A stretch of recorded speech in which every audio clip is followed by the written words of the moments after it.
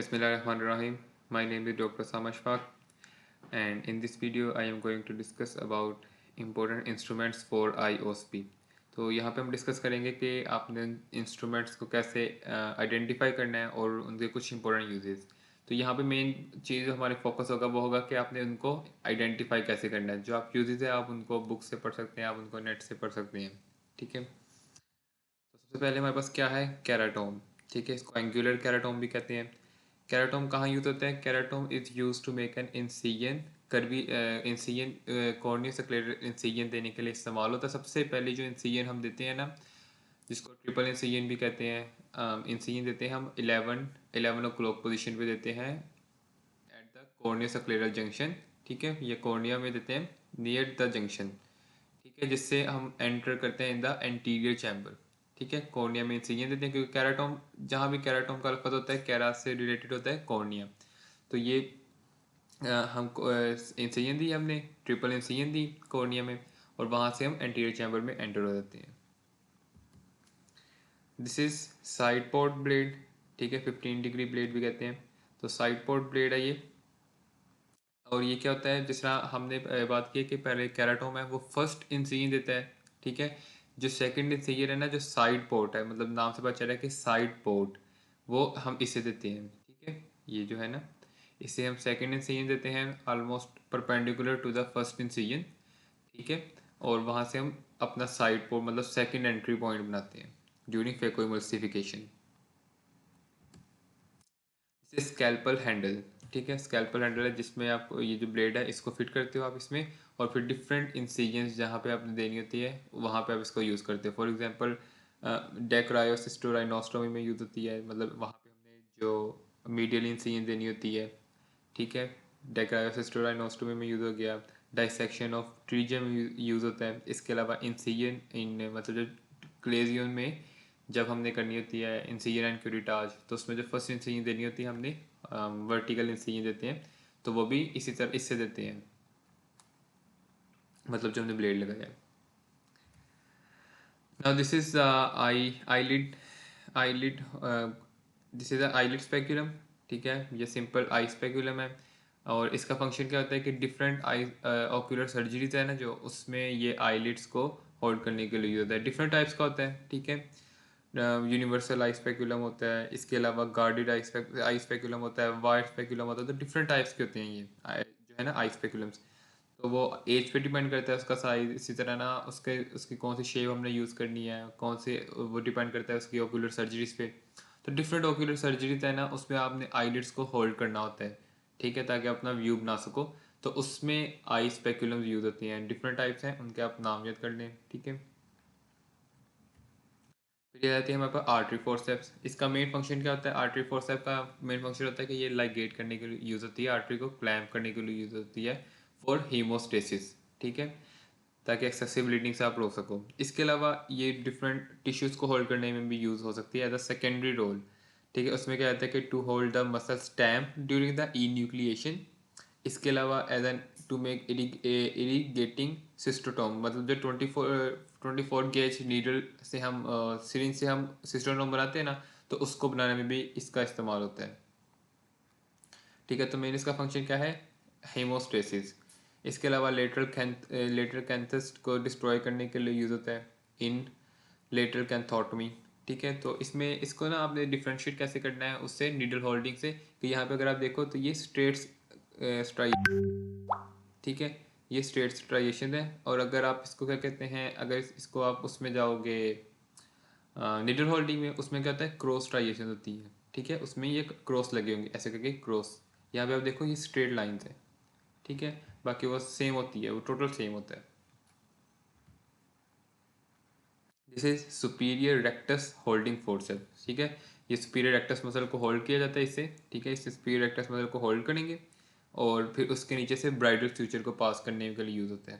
ठीक है, मतलब ब्राइडल फ्यूचर होता है ना, जिसको आप ऊपर से, मतलब आपने सुपीरियर रेक्टस को होल्ड किया, ब्राइडल फ्यूचर को पास किया, और फिर उसकी हेल्प उससे आपने जो है आई को एक जगह पे होल्ड करने के लिए करते हो कि आपने आई को एक जगह होल्ड करना है किसी ओक्यूलर सर्जरी के लिए।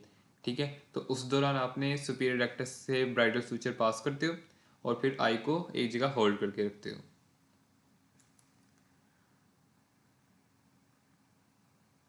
ठीक है, तो to make the eyeball fix.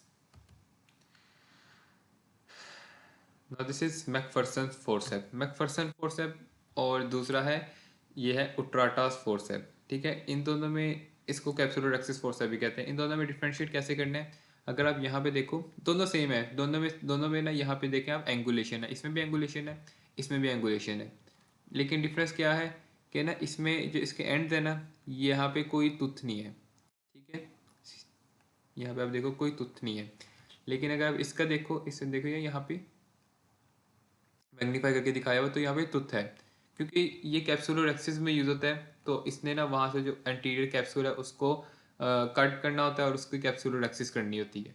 ठीक है, तो इसलिए इसके ये जो है एंड्स पे ये तुथ होते हैं, ताकि वो कैप्सूल को काट सके, कट करे और उसको वहाँ से फिर रिमूव कर सके। तो एंटीरियर कैप्सुलर एक्सिस में यूज होता है, जिसको हम कंटिन्यूस कर्वीलिनियर कैप्सुलर एक्सिस भी कहते हैं। So it is use for continuous curvilinear capsular axis, CCC। और ये क्या है, मैकफर्सन फोर्स है, इसमें कोई एंड पे वो नहीं है, तुत नहीं है। ठीक है, इसको इसमें ये भी डिफरेंट है, ये इंट्राओकुलर लेंस जब हम प्लेस कर रहे होते हैं ना पोस्टीरियर चैम्बर में, ठीक है, मतलब हमने सबसे पहले IOL इंजेक्टर से लेंस को अंदर जो है IOL होता है, इंट्राओकुलर लेंस होता है, उसको हम इंजेक्ट कर देते हैं। ठीक है, पोस्टीरियर चैम्बर में। अब उसको वहाँ पे प्लेस करना है अच्छी तरह से ना, इसको मतलब एडजस्ट करना है, तो उसके एडजस्टमेंट के लिए मैकफर्सन फोर्स यूज होते हैं। ठीक है, ये आ गया हमारे पास उट्राटास फोर्स, ये कैप्सुलर एक्सिस फोर्स भी कहते हैं इसको। यह प्लेन फोर्स है। ठीक है, यहाँ पे देखें कोई तुथ नहीं है।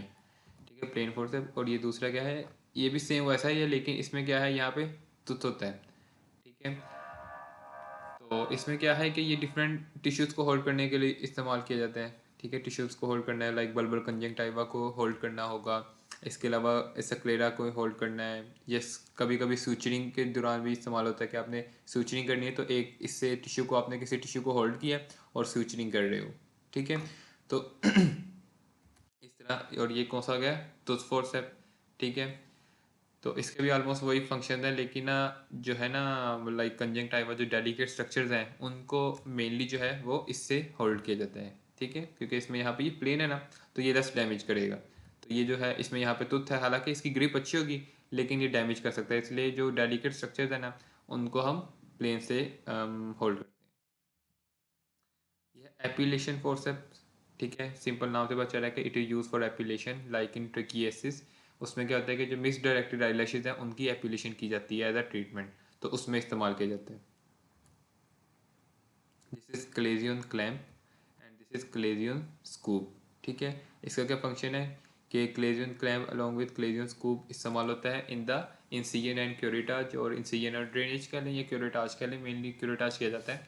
तो इंसिजन दी जाती है, सबसे पहले क्या होता है कि जो क्लेजियन लाइक क्लेजियन बना ना, उसमें जो ये वाला साइड होती है ना, ये लिड के अंदर वाली साइड पे होती है, मतलब अंदर होगा, और ये जो होगी ये हमें बाहर की तरफ नजर आ रहा होगा, क्योंकि लिड रिट्रैक्ट किया हुआ है हमने। ठीक है, लिड रिट्रैक्टेड पोजीशन में होगा और ये अंदर वाली साइड पे होगा, और ये जो गोल वाला ये बाहर वाली साइड पे होगा, और दरमियान में यहाँ पे क्लेजियन पड़ा होगा। ठीक है, तो आप उसको वर्टिकल इंसिजन दोगे। ठीक है, हॉरिजॉन्टल इंसिजन नहीं देनी होती, क्योंकि उसकी वजह से मल्टीपल आई लैशेज डैमेज हो सकते हैं, लाइक हेयर फॉलिकल्स डैमेज हो सकते हैं। तो एक वर्टिकल इंसिजन दी जाती है यहाँ पे, और फिर उस स्कूप की जो स्कूप है, इस स्कूप से आप उसको क्यूरेटाज करते हो, जो अंदर ग्रैनुलेशन टिश्यू है उसको रिमूव करते हो। ठीक है, तो it is use for the treatment of chalazion. तो यहाँ पे कुछ सीजर्स हैं, ये काफ़ी कंफ्यूजिंग रहती हैं। लाइक इनको ना अगर आप ओरिजिनल देखोगे तो इनका साइज़ बड़ा डिफरेंट होता है, कि ये इसका साइज़ जो है, फिर इससे नेक्स्ट का साइज़ क्या है, इससे थोड़ा बड़ा होता है, और ये भी साइज़ इसका भी बड़ा होता है। ठीक है, तो ये होते हैं, इसे कहते हैं वेनेस, VANNAS, वेनेस सीजर्स। और ये कहाँ यूज़ होती है, ये मेनली जो है ना थिन स्ट्रक्चर लाइक कंजंक्टिवा है उसको इंसिजन देने के में इस्तेमाल होती है। For example to prepare a conjunctival flap. ठीक है, इसके अलावा केराटोप्लास्टी में यूज़ होती है। इसके अलावा ट्रेबेकुलर फ्लैप इन ट्रेबेकुलेक्टमी यूज़ होती है। ठीक है, जब आपने वहाँ पे ट्रेबेकुलेक्टमी फ्लैप मतलब इंसिजन दे के ट्रेबेकुलेक्टमी फ्लैप बनाना होता है ना, ट्रेबेकुलेक्टमी में, जो मतलब एक गोल्ड स्टैंडर्ड है for primary open angle glaucoma, तो उसमें आपने फ्लैप बनाना होता है, उसमें भी इंसिजन देने के लिए यही इस्तेमाल होती है। इसके अलावा आईरिडेक्टमी में भी इस्तेमाल की जाती है, क्योंकि ये सारे डेलिकेट स्ट्रक्चर्स हैं, इसलिए इनको मतलब आपको बहुत कह लो एक्यूरेसी चाहिए, ठीक है, तो इसमें ये जो है ना बिल्कुल छोटे छोटे सीजर्स हैं, ये यूज़ होती हैं वेन एज सीजर्स। ये है कैस्ट्रोवेजियोस कॉर्निसक्लेरस सीजर्स। ठीक है, या सिंपली आप इसको कॉर्निसक्लेरस सीजर्स भी कह सकते हो।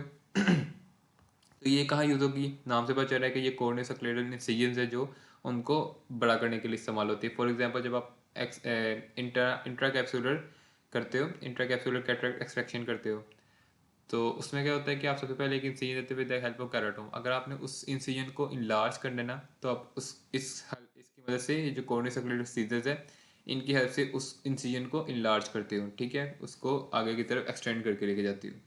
ठीक है, इसके अलावा कंजंक्टाइवल पेरिटोमी में भी इस्तेमाल किया जाता है इसको, और सक्लेरल एंड ट्रेबेकुलर टिश्यू रिमूवल इन ट्रेबेकुलेक्टमी में भी इसको इस्तेमाल किया जाता है। Now this is Westcott scissors.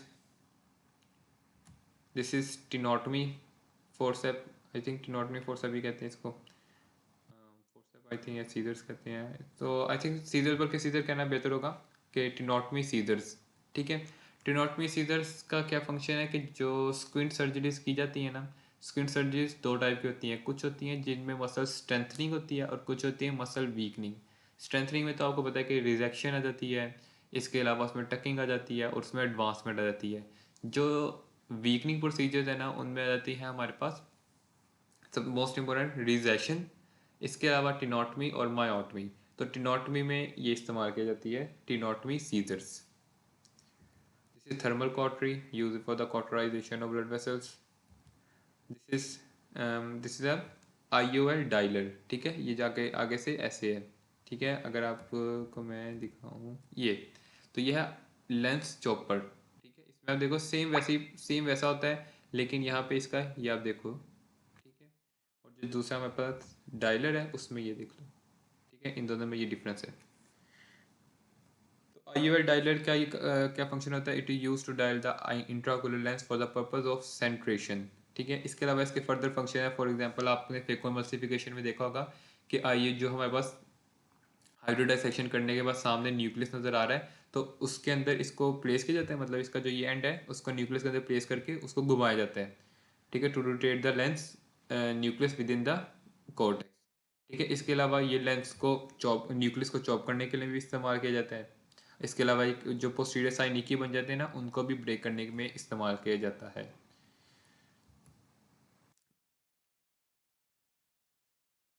इसके बाद हमारे पास आ जाती है ये, तो कैप्सुलोटोम और सिस्टोटोम भी इसको कहते हैं। ठीक है, कैप्सुलोटोम और सिस्टोटोम, और इसका क्या फंक्शन है, ये कंटिन्यूस कर्वीलिन कैप्सुलर एक्सिस में भी यूज़ किया जाता है जो हम फेकोमल्सिफिकेशन में करते हैं। ठीक है, फेकोमल्सिफिकेशन में हम कैप्सुलर एक्सिस करते हैं, और इसके अलावा ये कैप्सुलोटमी जो कैन ओपनर कैप्सुलोटमी की जाती है, जो किस में की जाती है, intra conventional extra capsular cataract extraction में, कन्वेंशनल टाइप जो होती है। ठीक है, एक तो फेकोमल्सिफिकेशन होती है और एक होती है कन्वेंशनल टाइप। तो कन्वेंशनल टाइप में इसको यूज़ किया जाता है।